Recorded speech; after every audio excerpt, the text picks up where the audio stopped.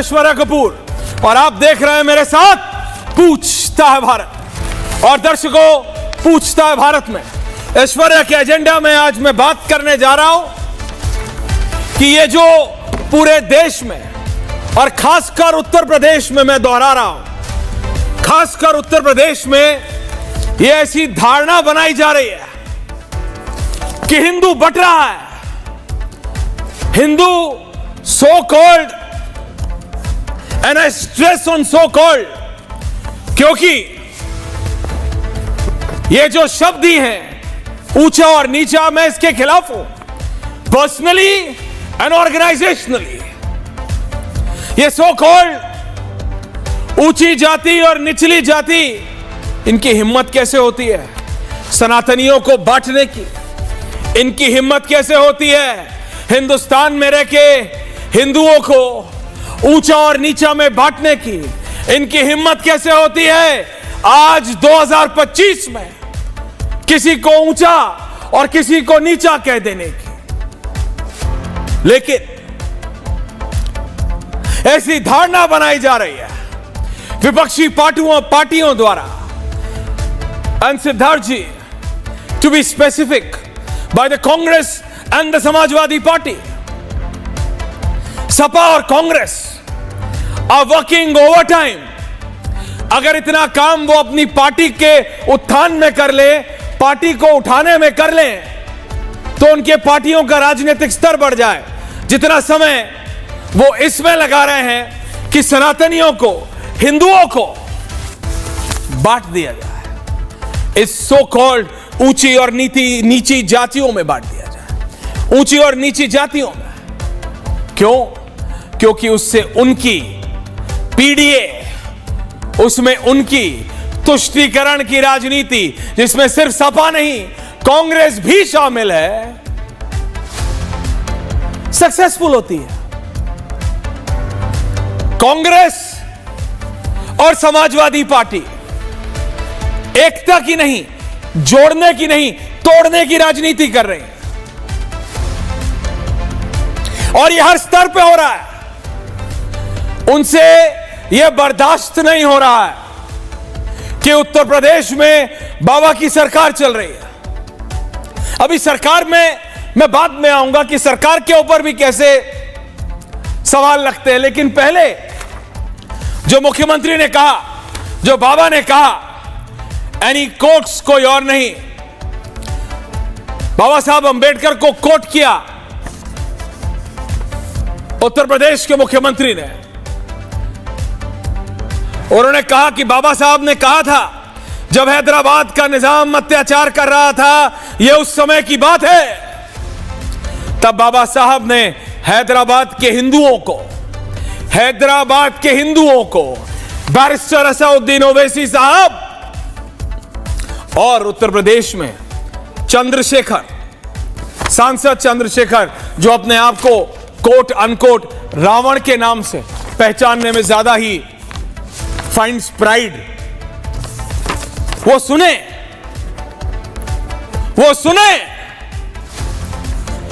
कि बाबा साहब ने हैदराबाद के हिंदुओं को, खास तौर पर अनुसूचित जाति से जुड़े हुए लोगों को एक पत्र लिखा था। पूछता हूं मैं और पूछता है भारत, बताए समूचा विपक्ष, लिखा था कि नहीं लिखा था? या यह भी आपको झूठ लगता है? या यू फील कि बाबा इज लाइंग अबाउट इट, झूठ बोल रहे हैं योगी आदित्यनाथ? लिखा था कि नहीं लिखा था? यह आप भी जानते हैं और हम भी कि लिखा था। बहन जी भी जानती हैं, मायावती जी जानती हैं, इसलिए उन्होंने भी बोला। Let me read those lines out for you. ये लाइनें जरा सुनिए, ये बाबा साहब के पत्र की लाइनें कोट की हैं उत्तर प्रदेश के मुख्यमंत्री ने, और कहा कि खास तौर पे हैदराबाद के हिंदुओं को और अनुसूचित जाति से जुड़े हुए लोगों को एक पत्र में लिखा था।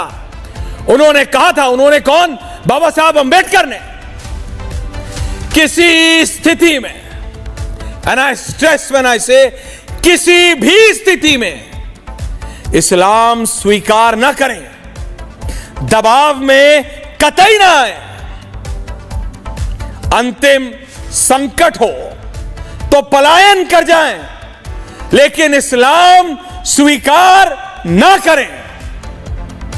2 लाइन है, कोट कर रहा बाबा साहब अंबेडकर की, जो उत्तर प्रदेश के मुख्यमंत्री योगी आदित्यनाथ ने कहा कि बाबा साहब ने लिखी थी कि किसी भी स्थिति में इस्लाम स्वीकार ना करें, दबाव में कतई ना आए, अंतिम संकट हो तो पलायन कर जाएं, लेकिन इस्लाम स्वीकार ना करें।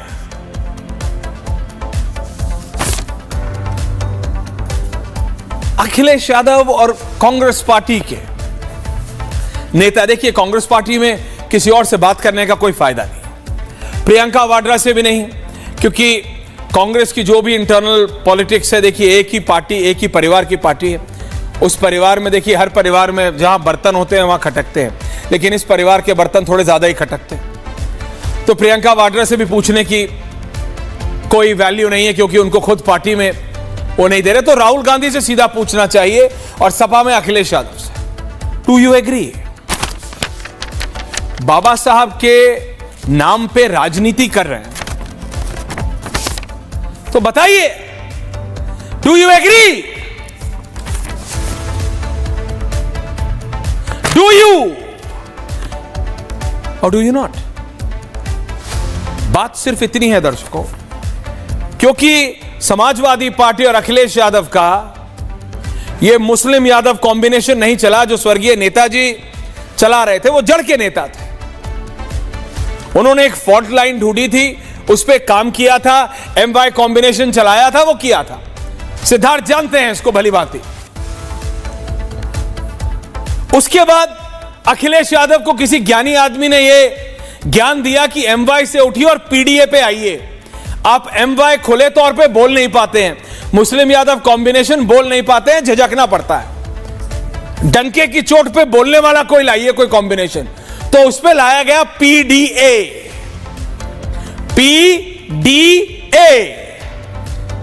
ये PDA के नाम पे कुछ नहीं हो रहा है, सिर्फ मुस्लिम यादव कॉम्बिनेशन हो रहा है। लेकिन उस मुस्लिम यादव कॉम्बिनेशन में वो कर क्या रहे हैं? वो दलितों को तोड़ने की कोशिश की जा रही है।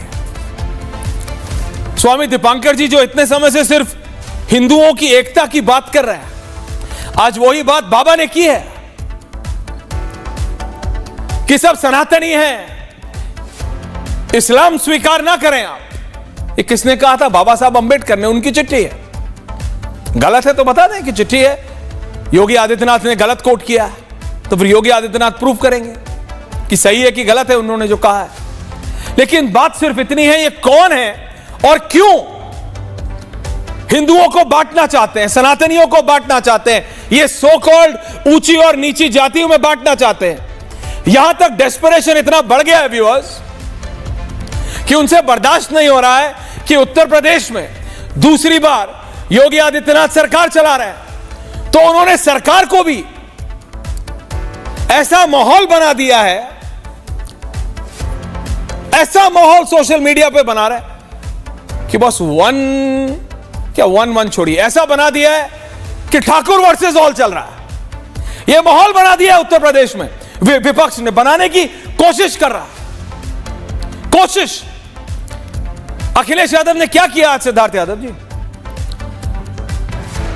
रैंडम कुछ थानों की लिस्ट निकाल दी और बोला कि जरा चेक करो इन थानों में कौन कौन SHO है, सारे राजपूत हैं, सारे राजपूत लगाए, इसलिए बाबा गलत कर रहे, ठाकुर वर्सेस ऑल है। ब्यूरोक्रेसी में देखो बाबा के इर्द गिर्द सारे ठाकुर है, पूरे यूपी में ठाकुर वर्सेस ऑल है। यह ऐसी धारणा बनाई जा रही है, बनाने की कोशिश की जा रही है, डेलिबरेट अटेम्प्ट है विपक्ष का, अखिलेश यादव का, कांग्रेस पार्टी का, जो जनता में जाके योगी आदित्यनाथ को और देश में बीजेपी को नहीं हरा पाते हैं, वो ये धारणा बनाने की कोशिश कर रहे हैं कि सनातनी बटा हुआ है, कि यूपी में बाबा और देश में बीजेपी, हिंदुओं में भी कुछ खास जातियों की राजनीति कर रहा है।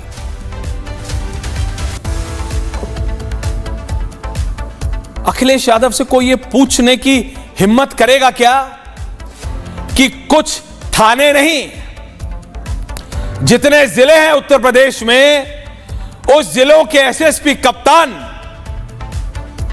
जब उनकी सरकार थी तो कौन होता था? जो लास्ट नेम वो शेयर करते हैं, उसके अलावा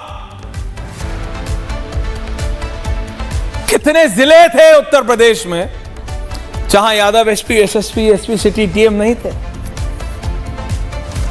देखिए, इट्स अ नोन फैक्ट। हो सकता है अखिलेश जी को ना पता हो, क्योंकि उनकी सरकार में एक नहीं 4 मुख्यमंत्री थे। अखिलेश यादव, रामगोपाल जी, शिवपाल जी और नेताजी स्वयं, 4 अलग अलग ऑर्डर आते थे चीफ सेक्रेटरी को। हो सकता है अखिलेश जी को ना पता हो। इस बार अगर कभी उन्हें जीत मिली तो उन्हें पता लगेगा कि हाउ डिसीजंस आर टेकन। आप क्रेडिबिलिटी देखेंगे लोगों की, या ये देखेंगे कि नाम के पीछे कपूर है, कि शर्मा है, कि चौहान है, कि वर्मा है, कि सोनकर है, कि खान है, कि क्या देखा जाएगा? काबिलियत देखोगे कि नाम देखोगे? यही तो ये चाहते हैं कि बट जाओ, बटोगे तो इनका फायदा होगा, जुड़े रहोगे तो देश का फायदा होगा। आई आस्क एवरीवन, देखिए, Dalit right activist have all the right, वो सही हैं, कई दशकों नहीं कई सदियों से झेला है इस देश में, ये रियलिटी है इस देश की। लेकिन इसका यह मतलब नहीं कि आप उसी ढर्रे पे चलते रहेंगे। अगर आज आप एक साथ आके देश को आगे बढ़ाने का मौका है, तो आज भी आप बांटना चाहते हैं क्या? पिछड़ा में अति पिछड़ा नहीं आते? क्या अति पिछड़ा नहीं बोलते कि आपने कुछ स्पेशल कास्ट को फायदा मिला है, सारा क्रीम का, ये जो कोटे की क्रीम है इसका सारा फायदा मिला है? ये एक अलग बहस है जिसमें आप बात कर सकते हैं, जिसमें वो कोटा विद इन कोटा भी आ जाता है। लेकिन बात सिर्फ इतनी है, हिंदुओं को, सनातनियों को बांटने का एक एजेंडा बना लिया है विपक्ष ने, क्योंकि उन्हें यह समझ आ गया है कि जब तक हिंदू एक साथ है, सनातनी एक साथ है, तब तक राजनीतिक तौर पे भी और सोशली भी इनको हराना बहुत मुश्किल है। क्योंकि जो लोग सिद्धार्थ यादव जी 15 मिनट की बात करते हैं, वो जानते हैं ना, द ओवैसी ब्रदर्स एक सटायर में बोलते हैं 15 मिनट बचे हैं, एक खुलेआम बोलते हैं अरे 15 मिनट के लिए हटा लो। वो ये भूल जाते हैं बेसिक मैथ्स हैं तो बैरिस्टर, 80-20 80-20 बोलने से नहीं होता। किसी भी दुनिया के किसी भी कैलकुलेटर में 80-20 से बड़ा ही होता है, 80-20 से बड़ा ही होता है। मैं इससे पहले डिबेट शुरू करूं, मैं स्वामी दीपांकर के पास जा रहा हूं। सिद्धार्थ जी उसके बाद आ रहा हूं, just 2 minutes and then I am coming to you. Swami Dipankar, आप ये यात्रा निकालते हैं, हिंदू एक साथ रहे, कितने साल हो गए अब मैं भूल गया हूं, लेकिन मैं लगातार देखता हूं कि आपकी यात्रा रुकती नहीं है, आपकी यात्रा चल रही है। आज इस यात्रा का सबसे ज्यादा जरूरत है। आज जब समूचा विपक्ष सिद्धार्थ जी को भी लाइए, सिद्धार्थ जी की पार्टी से हताश बैठा है, सिद्धार्थ यादव की पार्टी से हताश बैठा है। इनके नाम पे मत जाइएगा, ये युवा नेता हैं और बहुत पावरफुल युवा नेता है बीजेपी के, क्योंकि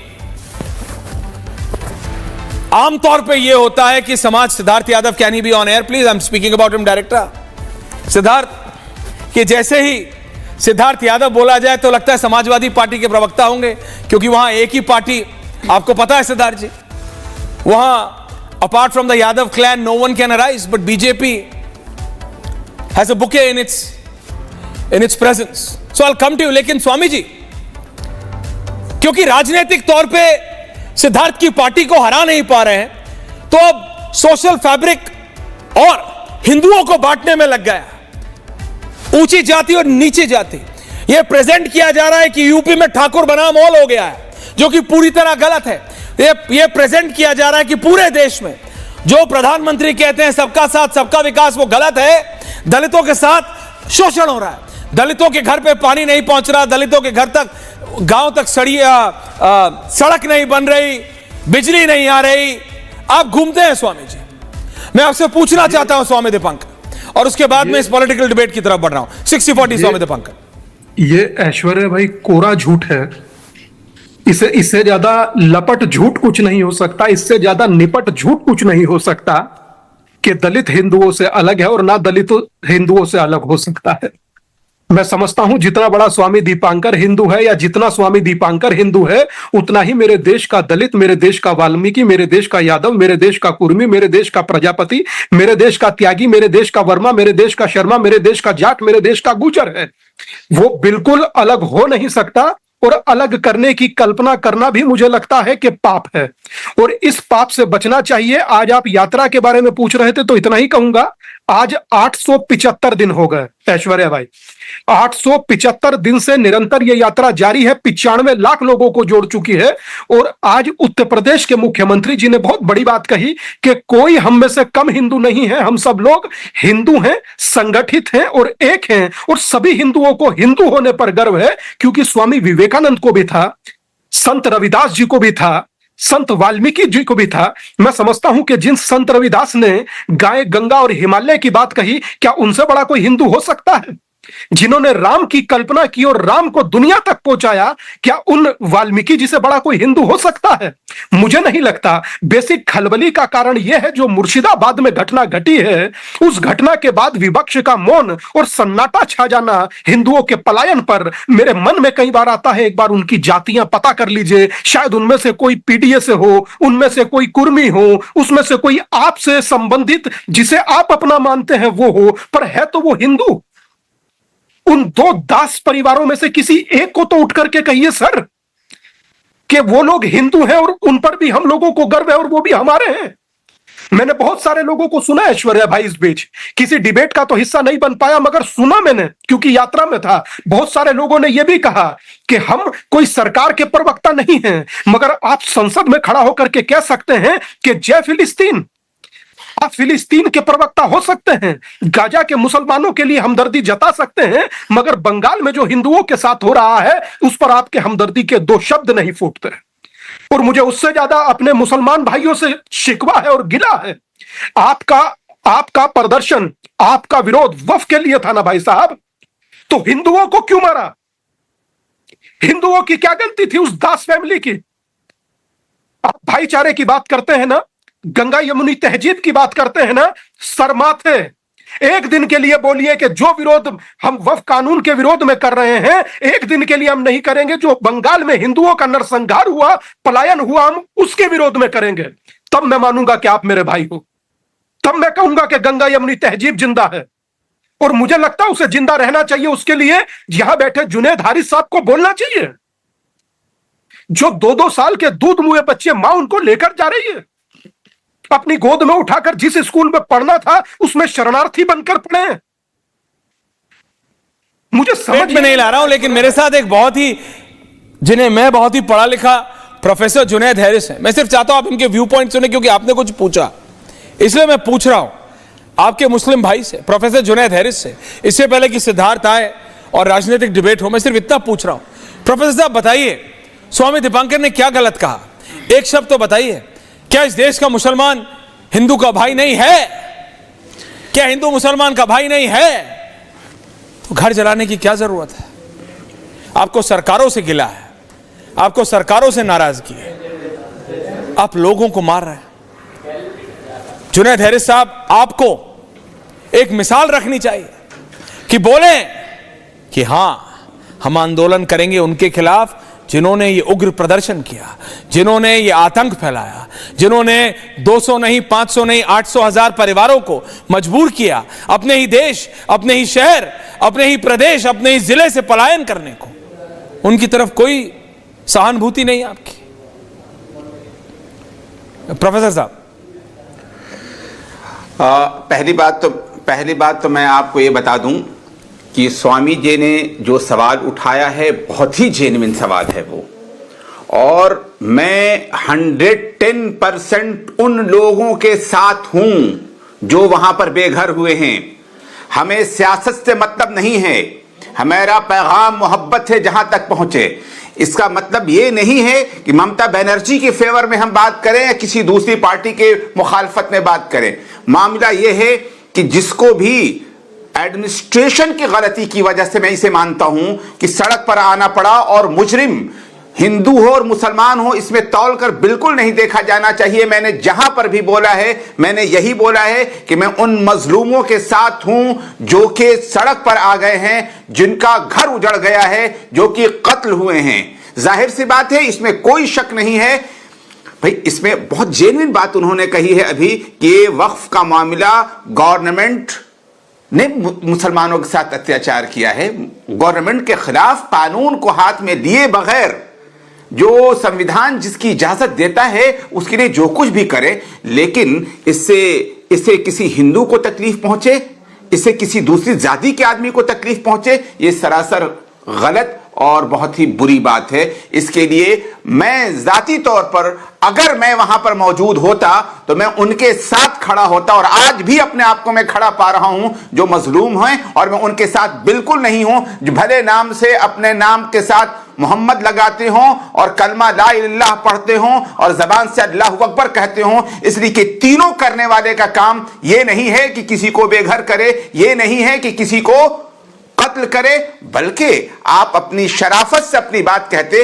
और मैं आपको बता दूं कि वक्फ का भी जो मामला है, मैं आपको बता दूं कि मंदिरों की जमीनों पर भी कब्जा है।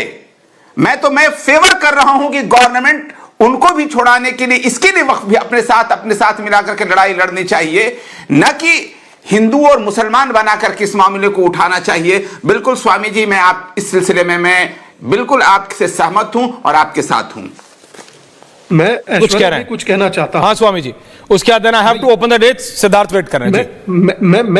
मैं चाहता हूं कि सिद्धार्थ भाई 2 मिनट रुके और 2 मिनट सुने, क्योंकि ये राजनीतिक नहीं है, ये हम लोगों का दर्द है, और आप सब लोग भी हमारे भाई हैं, और आप सब लोगों को उस दर्द को समझना चाहिए।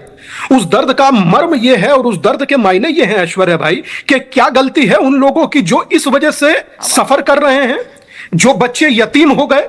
अगर कोई टीएमसी के भी प्रवक्ता बैठे हैं तो पूछिए, आपसे इमामों से मिलने का टाइम है, हिंदुओं से मिलने का नहीं, उन बेघर हुए बच्चों से नहीं, उस स्कूल में पढ़े बेघर हुए बच्चों से नहीं है टाइम मिलने का। सर, हम लोग कहीं दीन ईमान हम लोगों का बचा है, जमीर रत्ती पर बचा है। अगर बचा है तो कहां परमात्मा को मुंह दिखाएंगे? किसके नाम पर यह सब हो रहा है नाटक? किसके नाम पर ड्रामा हो रहा है? जमीन के नाम पर। इंसान नहीं बचा, जमीन भोगेगा कौन? एक व्यक्ति नहीं, जुनैद भाई बोल रहे हैं बराबर है, मगर मुझे लगता है कि यह बात उस जमीयत से आनी चाहिए जो इस पूरे विषय को लीड कर रही है। यह बात वो ओवैसी साहब बोले जो कह रहे हैं कि हम लोगों का सब लुट जाएगा। अरे जिनका सब कुछ ऑलरेडी लुट गया, उनके लिए आपके पास क्या है? उनके लिए बोलिए ना दादा 2 शब्द। तब आप कहते हैं कि हम लोग कोई सरकार के प्रवक्ता नहीं। यहां से लेकर फिलिस्तीन तक की बात हो रही थी तो आपने सड़कों पर कोहराम मचाया, अपने ही देश में भी स्थापित हो गए। कश्मीर फाइल झूठ लग रही थी, बांग्लादेश चल रही है, बंगाल चल रही है लाइव, उसे देखिए ना दादा। और उस पर भी आप सबका मौन होना। वहां पर तो बड़ा संसद में थैले ले जाकर दिखा रहे थे, फिलिस्तीन लिखे, बंगाल पर एक शब्द नहीं बोल पा रहे, संबल पर डेलीगेशन भेज रहे थे। बिल्कुल, आपका ऑडियो अचानक चला गया। लेकिन सिद्धार्थ देखिए, देश में सरकार आपकी है, विपक्ष बंगाल में क्या कर रहा है? ममता बनर्जी देश में विपक्ष में है, लेकिन उनकी सरकार है सिद्धार्थ ऊपर। उत्तर प्रदेश में अलग अखिलेश यादव और कांग्रेस पार्टी कर रही है, बंगाल में ममता बनर्जी। देश में सरकार आपकी, अल्टीमेटली दारोमदार आपका है। देश की जनता सवाल आपसे पूछेगी। देश की जनता ने तीसरी बार मौका आपको दिया है, आपकी पार्टी को दिया है, नरेंद्र मोदी जी को दिया। So they will ask you Siddharth, and they are right in doing so. Siddharth Yadav.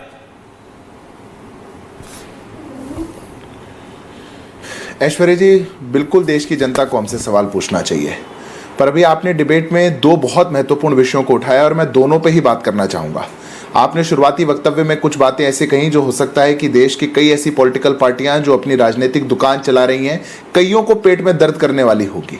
इस देश के अंदर एक लंबे समय तक कहानी ऐसी चली कि एक इटालियन मदरसन कंपनी थी जो देश को बांटो और राज करो के काम पर चला करती थी। एक हिंदुओं पर गोली चलाओ कंपनी थी उत्तर प्रदेश की, जो सोच लेती थी कि हिंदुओं पर गोली चल गई फिर भी हम सत्ता में आ रहे हैं। लोगों ने बहुत लंबे समय तक ये मान लिया कि इस देश में सनातन को, हिंदुओं को गाली दे दो, मार दो, उनको जो कहना चाहो आप कहो, आप सत्ता में जरूर आते रहेंगे।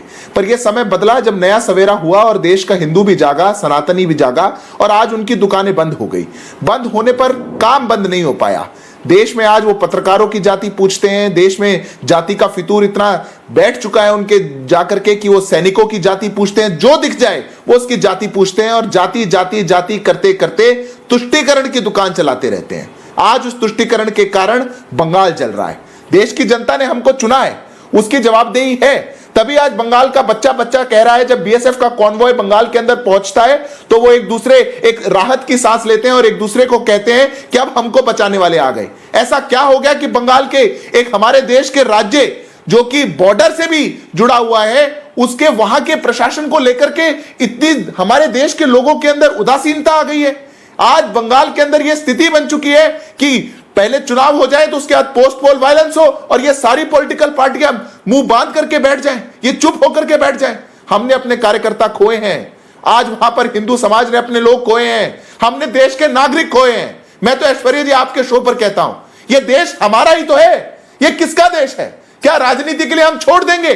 हम छोड़ दें उन बातों को, हम छोड़ दें इस देश की अच्छाई को, हम छोड़ दें जो इस देश के भले की बात हो। पर या तो जाति जाति जाति करके इस देश को तोड़ें या फिर तुष्टीकरण करके इस देश में आग लगा दें। हमारे को तो जिम्मेदारी दी गई है और उसीलिए अगर प्रदेश की सरकार सेंट्रल फोर्सेस को ऐसे आगजनी हो जाने पर भी आने का अनुमति ना दे तो कोर्ट से जाकर के हम लेकर के आए। बीएसएफ बंगाल के अंदर, लेकिन सिद्धार्थ बंगाल में जो हुआ वो सबने देखा। सिद्धार्थ जी बंगाल में जो हो रहा है वो सब देख रहे हैं। सिद्धार्थ जी बंगाल में जो हुआ वो सब देख रहे हैं, लेकिन अब उत्तर प्रदेश में, बिहार में, नॉर्थ इंडिया में एक ऐसी हवा बनाने की कोशिश की जा रही है कि भारतीय जनता पार्टी सिर्फ सो कॉल्ड ऊंची जाति, एक तो मैं पर्सनली इसके बहुत खिलाफ हूं, ये ऊंची जाति नीची जाति, बट खुलेआम बोला जा रहा है। विपक्षी नेताओं की रैलियां हैं, अरे बीजेपी तो सिर्फ ठाकुर और ब्राह्मणों की पार्टी है। आजकल तो वो भी हट गया है, बीजेपी तो सिर्फ ठाकुरों की पार्टी है, ये बोला जा रहा है। जरा देखो तो कितने थानेदार कहां हैं, जरा देखो तो कितने अफसर कहां हैं। राहुल गांधी पूछते हैं कितने आईएएस ओबीसी के हैं, जैसे उनको पता ही नहीं कि प्रोसेस, उनको सच में नहीं पता मुझे लगता है कि क्या प्रोसेस है। यहां पे है वो पूछते हैं कितने एसएचओ ठाकुर हैं, राजपूत है। ये क्या हो रहा है? अब ये देखा जाएगा कि आप में काबिलियत कितनी है, या ये देखा जाएगा कि आप राजपूत हैं कि आप ब्राह्मण हैं। अब ब्राह्मण में भी बोलेंगे कि भाई कान्यकुब्ज जय कि सरयू पारी, ये कहां जा रहे हैं? What is happening? What is the opposition trying to do?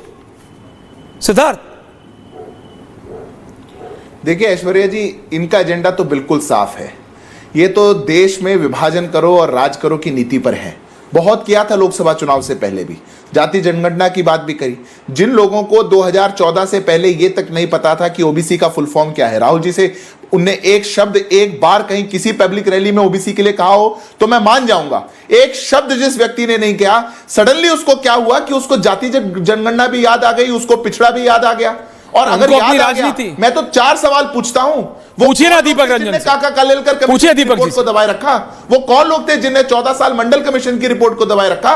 वो कौन लोग थे जिन्होंने 27 साल तक एनसीबीसी को संवैधानिक दर्जा नहीं देने दिया? हम लेकर गए एनसीबीसी को संवैधानिक दर्जा देने का बिल। और ऐश्वर्या जी, आपके दर्शकों को मैं बताना चाहता हूं, इन सब पार्टियों ने उस पिछड़े वर्ग को संवैधानिक दर्जा देने वाले बिल का संसद में विरोध किया। क्यों किया? नीट में नहीं मिलता था रिजर्वेशन, एम्स में नहीं मिलता था रिजर्वेशन, आईएम्स में नहीं मिलता था ओबीसी का 27% रिजर्वेशन। हमारी सरकारें लेकर के आई। क्या करना था? यहां से तो ओबीसी ओबीसी कहना है और आरक्षण चुरा। दीपक रंजन जवाब दे रहा है आपको। नहीं, दीपक रंजन, दीपक जी, ये आप सडनली ये दलितों की राजनीति, आपको क्या फायदा होगा ये ठाकुर वर्सेस ऑल करने से? आप ओवर टाइम कर रहे हैं। इतना ओवर टाइम अगर आप देश की जनता का, अगर आप इतना ओवर टाइम देश की जनता के उत्थान में लगा देंगे तो सचमुच आप बीजेपी को कटघरे में खड़ा कर पाएंगे। अगर इतना ओवर टाइम आप ये लगा देंगे कि सिद्धार्थ यादव की पार्टी ने कितना वादा किया था कि उत्तर प्रदेश और देश में कितने गांव तक बिजली पहुंचेगी, पहुंची क्या नहीं, कितने गांव तक सड़क पहुंचेगी, पहुंची या नहीं, कितने गांव तक पानी पहुंचेगा, हर गांव नहीं हर घर जल पहुंचा कि नहीं, इतना ओवर टाइम उसमें लगा दीजिए जितना ओवर टाइम इसमें लगे हैं कि ठाकुर बना मॉल चल रहा है, ठाकुर बना मॉल चल रहा है। आपने तो यह भी नहीं छोड़ा कि उत्तर प्रदेश में तो बाबा अपने कैबिनेट में ही ठाकुर बना मॉल कर रहे हैं। आप तो you are going to every level, every extent. Deepak ji please बोलिए, प्लीज बोलिए, फ्लोर इज योर्स। अब आप मेरी बात आए प्लीज सर, सुनो, अनइंटरप्टेड सुन रहा हूं, बोलिए सर। आपने सवाल किया और आप ही ने जवाब भी दिया, प्लीज आंसर। आप ही ने सवाल किया, आप ही ने उन बातों का जवाब भी दे दिया। हम भी तो ये चाहते हैं कि हिंदू मुस्लिम की तुष्टीकरण की राजनीति छोड़ करके भारतीय जनता पार्टी ने पिछले उत्तर प्रदेश में 8 साल से क्या, आपकी पार्टी खत्म हो जाएगी, पिछले 11 साल से केंद्र में आपकी पार्टी खत्म हो जाएगी। हम भी तो ये चाहते हैं।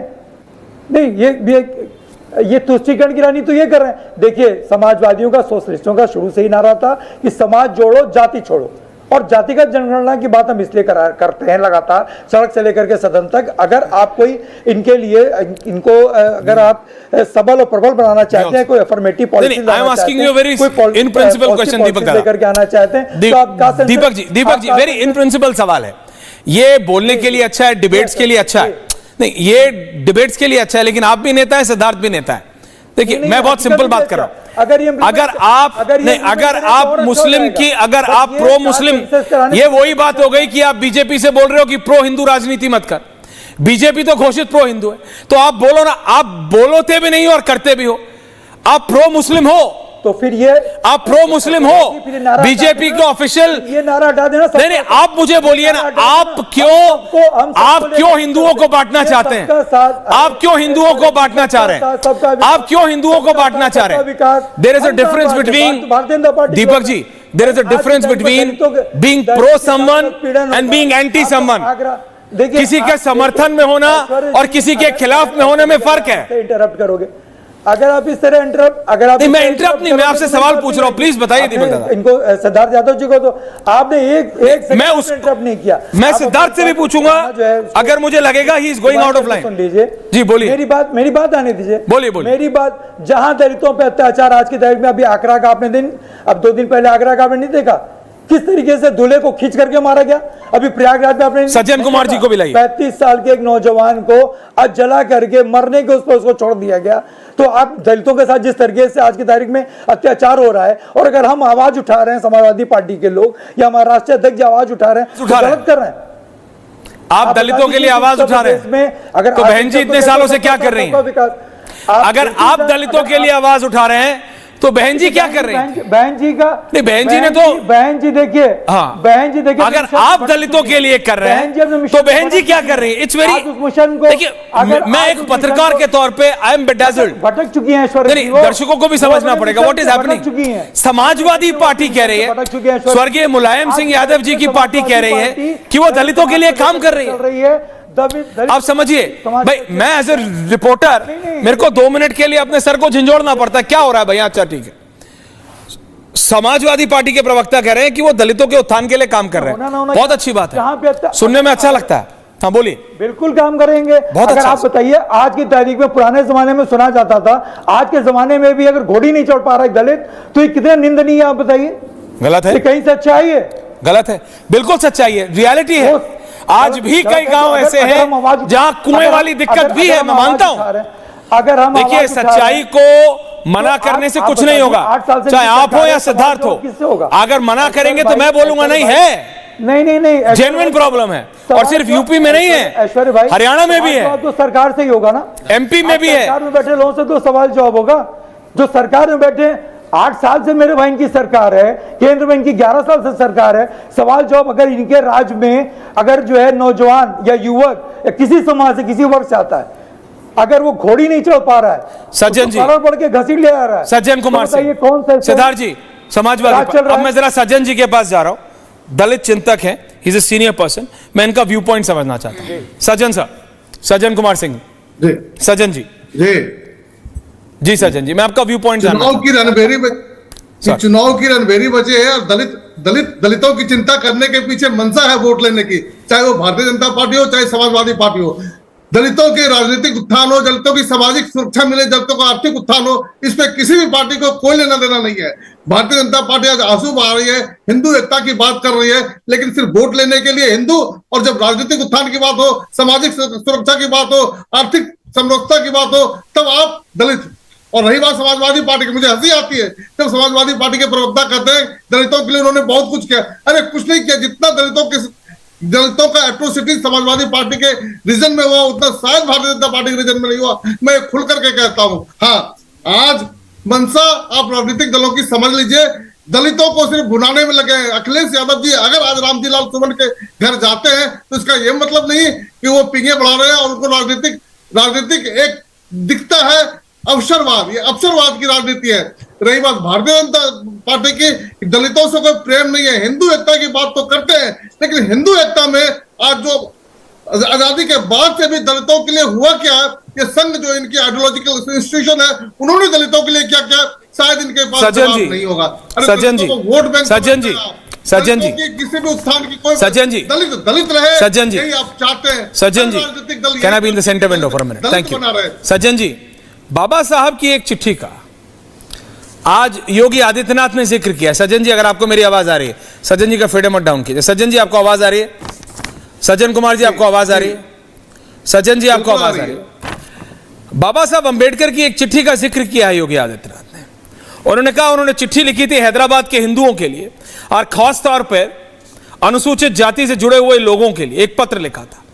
कहा था किसी भी स्थिति में इस्लाम स्वीकार ना करें, दबाव में कतई ना आए, अंतिम संकट हो तो पलायन कर जाएं, लेकिन इस्लाम स्वीकार ना करें। ये बाबा साहब की चिट्ठी थी हैदराबाद के हिंदुओं के लिए। ये चिट्ठी दिखा करके योगी बाबा क्या कहना चाहते हैं कि सारे दलितों को हिंदू बनकर के बीजेपी को वोट करना चाहिए? क्या इसके पीछे हिंदू बनकर मतलब हिंदू है? नहीं, हिंदू बनने की क्या जरूरत है? सब हिंदू तो हैं। सब बुद्धिज्म में कन्वर्ट नहीं होते, सज्जन जी छोड़ते नहीं। हिंदू बनने की क्या जरूरत है? सब हिंदू तो हैं, सब हिंदू भाई बाध्य हुए हैं। नहीं, हिंदू बनने की क्या बात है? सब हिंदू। सज्जन जी जी जी जी, आज बाबा साहब के लिखे हुए सारे को पिक एंड चूज करते हैं। ये एक लाइन पढ़ करके अगर आप ये कहते हैं कि बाबा साहब ने कहा कि मुसलमान मत बनो, हिंदू धर्म में रहो, क्या बाबा साहब ने यही कहा था कि हिंदू धर्म में ही रहो, मुसलमान मत बनो? कौन सी ऐसी बात है? क्या सिचुएशन ऐसा था? क्या कंपल्सन था बाबा के सामने? उसको भी तो सामने लाया जाना चाहिए ना। बाबा साहब ने हिंदू धर्म छोड़ा क्यों बुद्धिज्म को अपनाया? सिद्धार्थ क्या कह रहे हैं? उन्होंने देखा कि हिंदू धर्म में सिद्धार्थ सिंह, ऐश्वर्या जी आप इनसे पहले क्लियर करवाइए, दलित हिंदू बनकर के क्या कहना चाहते हैं? वही तो मैंने कहा, हिंदू है, वही तो मैंने कहा हिंदू है, ये कहिए, उसके बाद अपनी बात कहिए। अरे वही तो मैंने कहा इनको अभी। I can't force someone. देश देख रहा है, भारत देख रहा है। सिद्धार्थ मैंने कहा बनने की क्या जरूरत है? हिंदू है दलित भाई। What he wants to say, देश देख रहा है, भारत देख रहा है। Let the people of this country decide who's right, who's wrong. I want a minute. Deepak ji आ रहा हूँ। ये बात बता दे योगी बाबा। रोहित काउंटर। ओके ठीक है, आ रहा हूँ। ये तो बता दे, आ रहा हूँ। व्यवस्था क्या? सिद्धार्थ जी आ रहा हूँ। सिद्धार्थ जी आ रहा हूँ। रोहित ऐसा है, कैसा है? बाबा साहब अंबेडकर ने बिल्कुल सही लिखा था। जोगेंद्र नाथ मंडल जी जो पाकिस्तान के पहले कानून मंत्री थे, दलित समाज से आते थे, पाकिस्तान को चुना, उनके साथ पाकिस्तान में क्या हुआ ये देश और दुनिया को मालूम है। बाद में भारत के लोगों ने ही उनका संरक्षण किया। एक बात। दूसरी बात, पारिवारिक डेवलपमेंट अलायंस के संरक्षक लोग आज जो दलित चिंतन में विमर्श करने का प्रयास कर रहे हैं, अन्य पिछड़ा वर्ग के लोगों के चिंतन में मशगूल हैं, उनसे देश पूछ रहा है कि पार्लियामेंट के अंदर प्रमोशन के लिए जो बिल आया था उसको किन लोगों ने फाड़ा था। 1995 में लखनऊ में गेस्ट हाउस में दलितों की सबसे बड़ी राजनेता वर्तमान समय में बहन मायावती जी के हत्या की साजिश किन लोगों ने रची थी। बिहार में लालू प्रसाद यादव जी के परिवार के लोगों से बिहार के अन्य पिछड़ा वर्ग के लोग, दलित वर्ग के लोग, महादलित वर्ग के लोग चीख कर पूछ रहे हैं, लालू जी और राबड़ी जी के सत्ता के संरक्षण में 1990 से 2005 तक किन लोगों ने उनकी संपत्तियों पर, उनके जमीनों पर कब्जा किया था।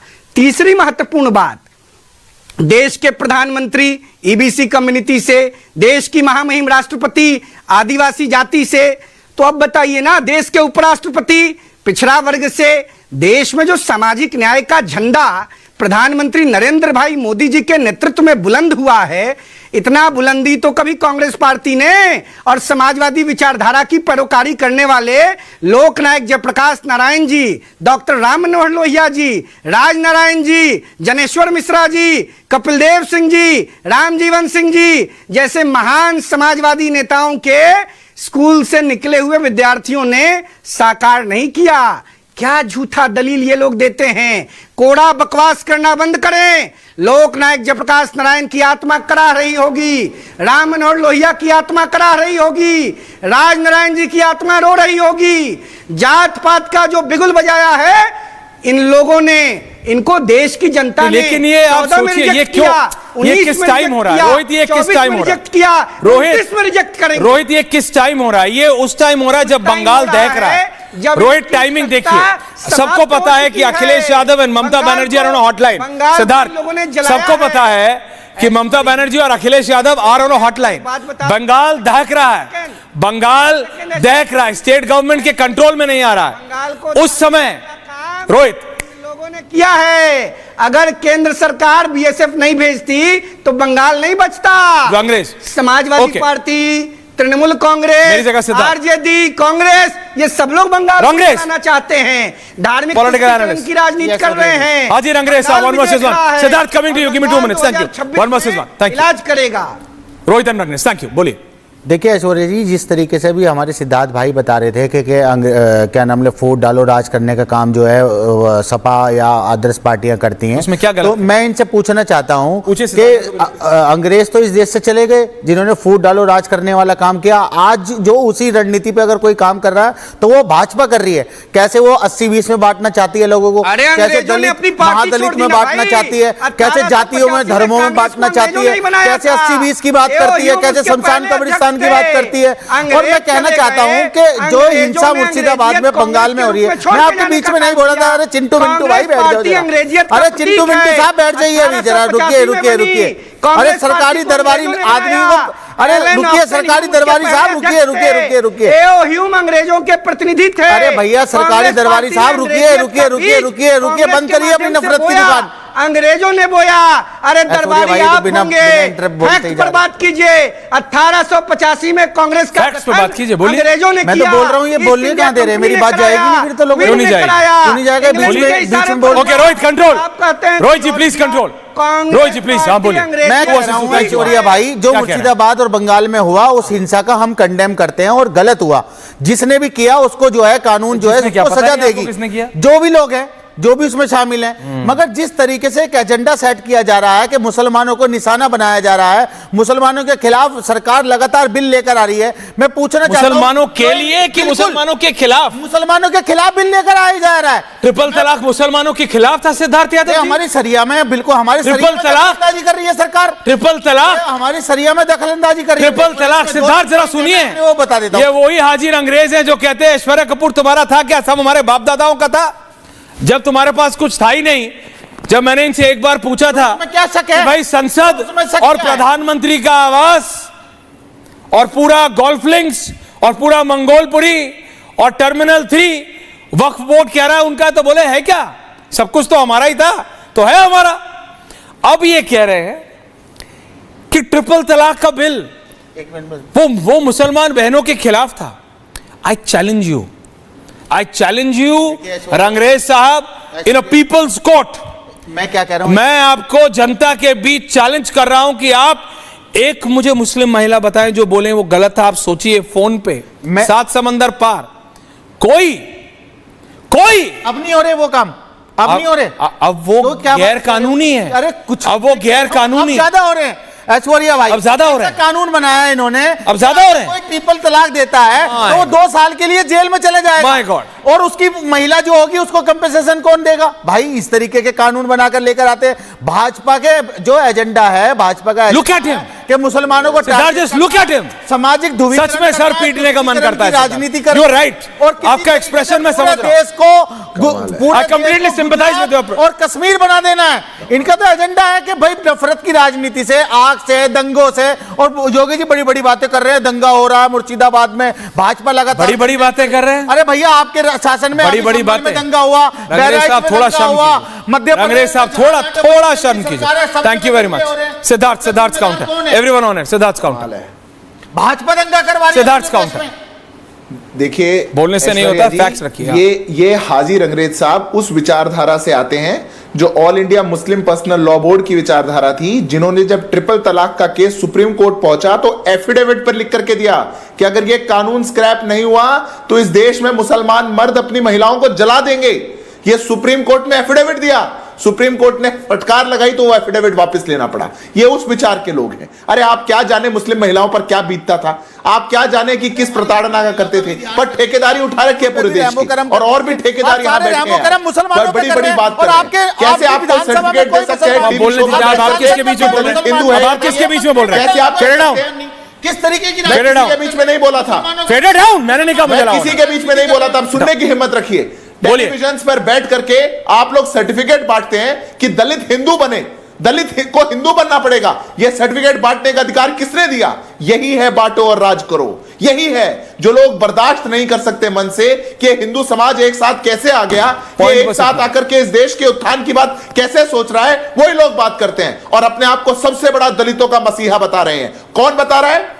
गेस्ट हाउस में देश की नेताओं को, दलित नेताओं को पकड़ करके मार के साजिश करने वाले लोग, वो दलितों की बात करेंगे और वो आज की घटनाएं बता रहे हैं। मैं तो प्रश्न पूछता हूं आपसे, अलीगढ़ मुस्लिम यूनिवर्सिटी में, जामिया मिलिया इस्लामिया में देश के पिछड़े वर्ग के, शोषित, वंचित, दलित वर्ग के बच्चों को आरक्षण मिलता था, एडमिशन मिलता था। किसने छीना? 2011 तक बीच में मत बोलिए ना। किसने छीना? आज दलित समाज से आने वाले बच्चे, पिछड़े, शोषित, वंचित समाज से आने वाले बच्चे अलीगढ़ मुस्लिम यूनिवर्सिटी, जामिया मिलिया इस्लामिया जो सेंटर की फंडेड यूनिवर्सिटीज हैं, उसमें एडमिशन नहीं ले पा रहे। किसने छीना? तब कोई बात नहीं हुई, तब कोई पिछड़े वर्ग दीपक रंजन नहीं हुई। ये लोग इस देश के अंदर केवल राजनीति के लिए जाति जाति जाति करेंगे। दीपक जी जवाब दीजिए। दीपक जी आंसर। के अंदर 85 मुस्लिम जातियां आ गई। कमाल हो गया। ऐश्वर्य जी, समाजवादी पार्टी के अगर दलित सांसद के घर जिस तरीके से एक सेना के लोग जो है चढ़ करके उत्पात मचाने का काम करते हैं, उनके घरों का शीशा तोड़ते हैं, उनके घर में महिलाएं थी, बच्चे थे, जिस तरीके से वो लोग खौफ में थे, अगर हमारी पार्टी के, समाजवादी पार्टी के राष्ट्रीय अध्यक्ष आदरणीय श्री अखिलेश यादव जी उनके घर जाते हैं, तो क्या ये अवसरवादिता है? देश के गृह मंत्री जी सदन में खड़े होकर के कहते हैं कि बाबा साहब बाबा साहब बाबा साहब बाबा साहब एक फैशन है। किस तरीके से अवसरवादिता इसलिए है क्योंकि पहले आपको उनका बयान गलत नहीं लगा। आपने क्या कहा? आपने आपने क्या कहा? बाबा साहब क्या है? नहीं, आपने क्या कहा? फैशन क्या कहा आपने? नहीं, क्या कहा आपने? ब्रांड है। ऑडियो डाउन दीपक रंजन का। आपके गृह मंत्री ऑडियो डाउन। ये बकवास करने के लिए दीपक रंजन जी, ये आपको समाजवादी पार्टी अलाउ करती होगी, ठीक है? ये मेरी गेस्ट टीम ने आपको लेके आया है। पहले तो मैं बात करूंगा उनसे कि आप आधिकारिक प्रवक्ता है कि नहीं। What are you saying? आपको पता है आप क्या बोल रहे हैं? पता है कि नहीं पता आपको? क्या बोल रहे हैं आप? बाबा साहब फैशन है। आप समझिए बात को, आप समझिए बात को। नहीं आता है डिफेंस मत कीजिए, इधर उधर की बकवास मत कीजिए आप। फैशन फैशन उनसे कभी पूछा है जो संविधान की किताब यहां रखते हैं? संविधान का प्रीफेस भी पढ़ा है उन्होंने? देखिए बात सिर्फ इतनी है। Everyone out, thank you very much. मैं सिर्फ इतना कह रहा हूं, बात इतनी है। देखिए आप काउंटर करने के लिए बोल रहे हैं तो आप बोलते रहिए, आपको जो बोलना है आप बोलते रहिए। अब समाजवादी पार्टी बोल रही है कि हम दलितों के उत्थान के लिए काम कर रहे हैं, तो मैं क्या बोलूं? अब मैं क्या बोलूं उसमें? थाली तो बोले, छलनी भी बोले, ऐसे ही कुछ होता है कहावत। लेकिन बात यह हम सबको देखना पड़ेगा, हर एक भारतीय को समझना पड़ेगा। जो बंगाल में हो रहा है इट्स कंप्लीटली रॉन्ग। उसको डिफेंड करने के लिए अगर एक अलग नैरेटिव विपक्ष द्वारा, बात समझिए सिंक्रोनाइज्ड है। बंगाल में जो चल रहा है उसको डाइल्यूट करने के लिए अगर एक पैरेलल नैरेटिव खड़ा किया जा रहा है कि बीजेपी तो ठाकुर बनाम माहौल कर रही है, कि यूपी में तो बाबा ठाकुर बनाम माहौल करे, तो ये समझना पड़ेगा कि how deliberated this is this. ये हिंदुओं को बांटने के लिए, सनातनियों को बांटने के लिए हो रहा है। इसलिए कहा सिद्धार्थ ने जरा फैक्ट्स पे भी बात कर लो। कब तक ये रेटोरिक करते रहोगे? जिस पार्टी में एक परिवार के आगे अब नेता नहीं बन सकते दीपक जी, वहां आपको बाबा साहब फैशन लग रहा है। शर्म कीजिए थोड़ी, शर्म कीजिए। बहुत बहुत धन्यवाद आप सबका। पूछता है भारत में। Thank you very much.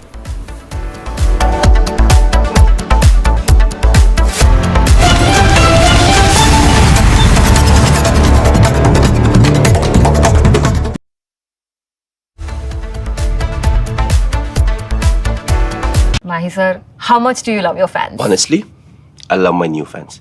पुराने वाले बेकार में शोर करते सर फैंस हैं, शोर तो करेंगे ही ना। नए वाले नहीं करते, and they listen to what I say.